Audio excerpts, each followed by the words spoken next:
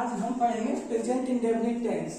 आखिर present indefinite tense होता क्या है, यानी कि प्रेजेंट में जो हम सुबह से लेकर शाम तक जो भी कार्य हम करते हैं वो प्रेजेंट में करते हैं और उसको कहते हैं प्रेजेंट इंडेफिनिट। अब पहचानेंगे कैसे प्रेजेंट इंडेफिनिट होता क्या है, तो इसकी पहचान होती है जिन हिंदी वाक्यों की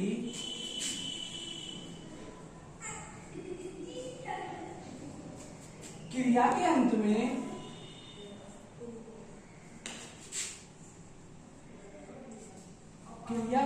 अंत में ता है, ती है, ते है, ता हूं आदि शब्द आते हैं।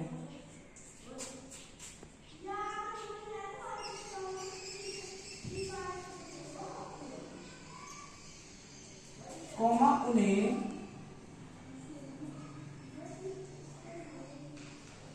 प्रेजेंट इंडेफिनिट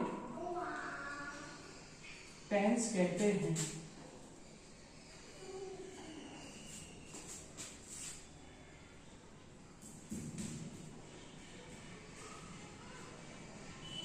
ये पहचान होती है प्रेजेंट इंडेफिनिट टेंस की जिन हिंदी वाक्यों की क्रिया के अंत में ता है, ती है, ताहू, ते हैं आदि शब्द आते हैं। अब इसके बाद सीखेंगे हम रूल्स ऑफ ट्रांसलेट, यानी कि हिंदी में बोले तो अनुवाद का नियम या अनुवाद के नियम।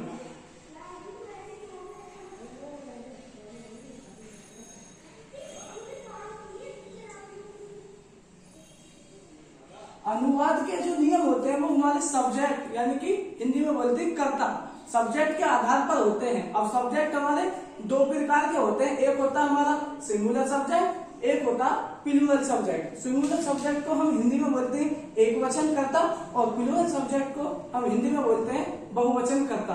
तो सबसे पहले सीखेंगे हम रूल नंबर 1।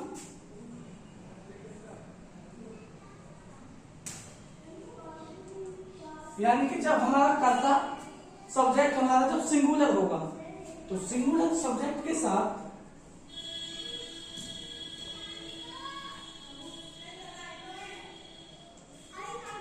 और सिंगुलर सब्जेक्ट हमारे होते कौन कौन से हैं? सिंगुलर सब्जेक्ट होते हैं हमारे ही, सी, इट या कोई एक नाम के साथ हेल्पिंग वर्ब, शॉर्ट फॉर्म में कहते हैं HV, यानी कि H फॉर हेल्पिंग और V फॉर वर्ब। हिंदी में बोलते हैं इसको सहायक क्रिया।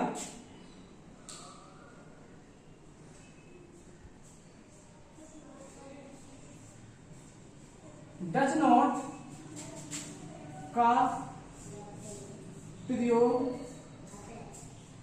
करते हैं।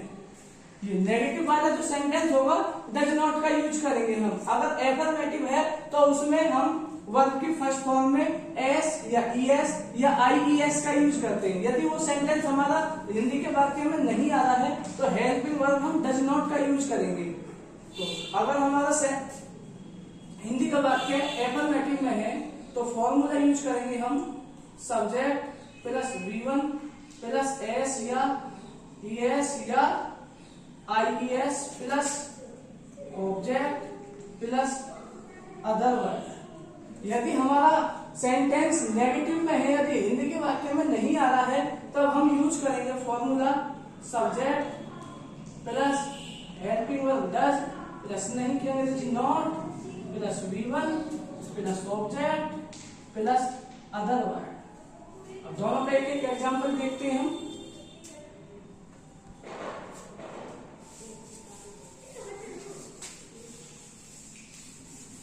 तो इन दोनों का एग्जाम्पल होगा। सबसे पहले हम देखें एफर्मेटिव का एग्जाम्पल। जो एफर्मेटिव का एग्जाम्पल है जैसे कि हमने लिखा यहाँ पे राम मेरी किताब पढ़ता है।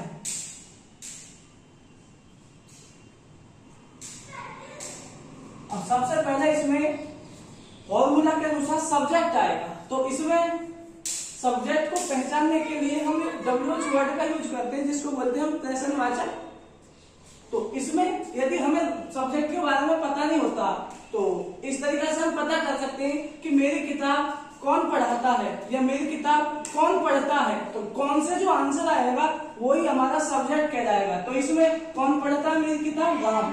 तो राम क्या हो जाएगा, हमारा सब्जेक्ट हो जाएगा। तो सबसे पहले सब्जेक्ट ही आएगा हमारे यहाँ पे राम। अब उसके बाद अकॉर्डिंग टू फॉर्मूला हम यूज करेंगे वर्ब की फर्स्ट फॉर्म, और उसमें भी एस या IES या फिर ES। तो अब इसमें पढ़ना हमारी वर्ब है, पढ़ना होता है रीड। अब इसमें लगेगा S। अब ऑब्जेक्ट को पहचानने के लिए या तो हम क्या से क्वेश्चन करें या किसे या किसने से करें या फिर कहां से करें। इन तीनों में से अगर किसी से क्वेश्चन करते हैं तो हमें ऑब्जेक्ट के बारे में पता चल जाएगा। क्या से जब हम क्वेश्चन करते हैं तो हमें किसी वस्तु के बारे में पता चलता है।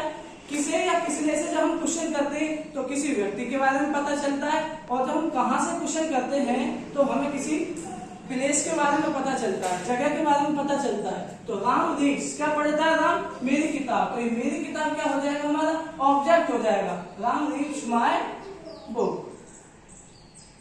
ठीक है, ये हमारा एफर्मेटिव का सेंटेंस है जब हमारा सब्जेक्ट एक वचन है, यानी कि सिंगुलर सब्जेक्ट तब होगा तो हम इस फॉर्मूले का यूज करेंगे। सब्जेक्ट प्लस वर्ब की फर्स्ट फॉर्म में S या ES या IES plus object plus other word, इस तरीका से हम फॉर्मूले का यूज करते हैं। अब इसके बाद यदि सिंगुलर सब्जेक्ट हमारा जो कार्य करने वाला वो यदि नहीं है तो उसके लिए हम क्या यूज करेंगे, फॉर्मूला यानी कि एग्जाम्पल होगा हमारा, वह है मेरी किताब नहीं पढ़ता है। तो ये नेगेटिव का सेंटेंस है, हिंदी में बोलते हैं इसको नकारात्मक वाक्य। जब नकारात्मक वाक्य हमारा इस तरीका से होगा तो सबसे पहले आएगा हमारा सब्जेक्ट। तो सब्जेक्ट कौन है इसमें, वह है। अब वह पढ़ता है यानी कि जो पढ़ने का कार्य कर रहा है वो कोई पुरुष है। अब पुरुष के लिए वह की अंग्रेजी क्या होती है, ही आती है। अब ही हमारा एक वचन है तो हेल्पिंग वर्ब जब नहीं आता हिंदी के सेंटेंस में तो हेल्पिंग वर्ब होती है हमारी डज नॉट। उसके बाद वर्ब की फर्स्ट फॉर्म आती है, जैसी वर्ब होती है इंग्लिश में वर्ब की फर्स्ट फॉर्म वैसा ही यूज करते हैं हम। तो वर्ब क्या इसमें, पढ़ना। पढ़ना में क्या हो जाएगा, रीड। क्या पढ़ता है, मेरी किताब, तो माय बुक। तो इस तरीका से हम यूज करेंगे। ये हमारा एफर्मेटिव का है जब कार्य को करने वाला एक होगा, और ये हमारा नेगेटिव का है जब कार्य को करने वाला एक होगा। और बाकी की वीडियो अगली क्लास में।